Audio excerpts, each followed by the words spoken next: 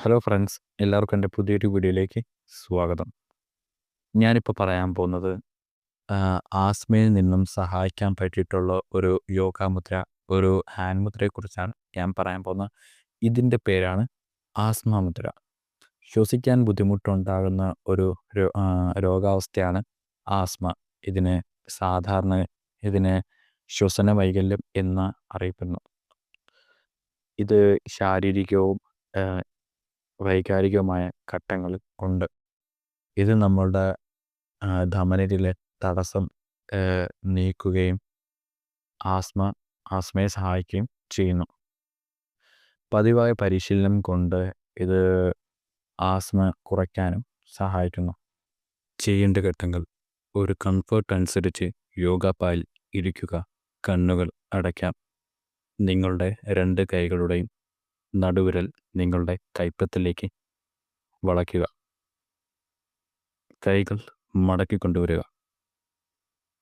മറ്റു വിരലുകൾ നീട്ടിവെക്കുക. മുദ്ര സമയത്ത് നിങ്ങളുടെ ശ്വസനത്തിൽ ശ്രദ്ധ കേന്ദ്രീകരിക്കുക. ടൈം ഡ്യൂറേഷൻ: ശ്വാസോച്ഛ്വാസം സാധാരണ നിലനിൽക്കുന്നതുവരെ 4 തൊട്ട് 6 മിനിറ്റ് നേരത്തേക്ക് ബ്രോൺകിയൽ മുദ്രയും തുടർന്ന് ആസ്മ മുദ്രയും ചെയ്യുക. ദീർഘകാല ചികിത്സയ്ക്കായി 2 മുദ്രകളും 5 തവണ 15 മുതൽ 45 മിനിറ്റ് വരെ ചെയ്യുക. ഇതിൻ്റെ ഗുണങ്ങളെന്ന് പറഞ്ഞാൽ ഇത് ബ്രോങ്കൈറ്റിസ് ചികിത്സിക്കാൻ സഹായിക്കുന്നു. ഇത് ശ്വാസകോശവും നെഞ്ചുമായി ബന്ധിപ്പിച്ചിരിക്കുന്ന വിരലുകളെ സജീവമാക്കുന്നു. ഇത് വിശ്രമം പ്രോത്സാഹിപ്പിക്കുന്നു. പിന്നെ ഇതിൻ്റെ കൂടുതൽ പ്രയോജനങ്ങളെന്ന് പറഞ്ഞാൽ ഇത് ഇത് മരുന്നിനേക്കാൾ കൂടുതലും ആസ്മയെ സഹായിക്കുന്നു. ഇത് ബ്രോങ്കൈറ്റ് ചികിത്സിക്കാൻ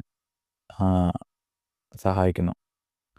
പിന്നെ ഇതിനൊരു ജാഗ്രതയുണ്ട്. ഇത് മാംസം, മുട്ട എന്നിവയുടെ ഉപയോഗം നിയന്ത്രിക്കുക. അതുപോലെ തന്നെ പാലുൽപ്പന്നങ്ങൾ.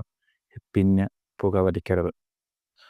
അപ്പോൾ ഈ ശ്വസിക്കാൻ ബുദ്ധിമുട്ടുള്ള ആളുകൾ ഈ ആസ്മ മുദ്ര എല്ലാ ദിവസവും പ്രാക്ടീസ് ചെയ്യാൻ ശ്രമിക്കുക. ഇത് നിങ്ങൾ ചെയ്യുകയാണെങ്കിൽ നിങ്ങൾക്ക് ആസ്മയിൽ നിന്നും വലിയൊരു ആശ്വാസം നിങ്ങൾക്ക് കിട്ടുന്നതാണ്. അപ്പം നിങ്ങളത് എല്ലാ ദിവസവും പ്രാക്ടീസ് ചെയ്യാൻ ശ്രമിക്കുക കേട്ടോ.